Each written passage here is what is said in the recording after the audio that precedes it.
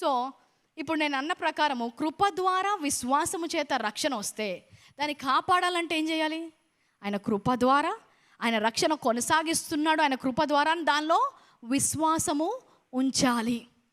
అర్థమైన వారా అని చెప్పండి. సో కొనసాగిస్తున్నది ఎవరు? యేసుక్రీస్తే.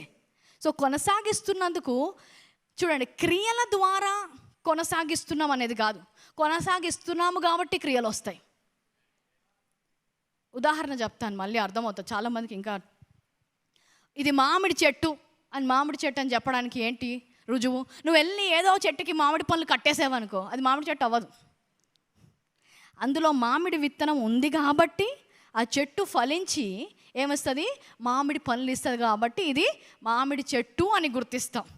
అలాగే నువ్వేదో క్రియలు చేసి ఇప్పుడు నా రక్షణ ఉంది అని చెప్పుకోవడం కాదు. నీకు రక్షణ ఇచ్చిన విత్తనము, ఆ వాక్యం ఉంది కాబట్టి నువ్వు రక్షించబడ్డావు, కాబట్టి ఆ రక్షణ క్రియలు చేస్తున్నావు కాబట్టి రక్షించబడిన వ్యక్తిగా నువ్వు కనబడతావు. హల్లెలూయా, హల్లెలూయా. అందరం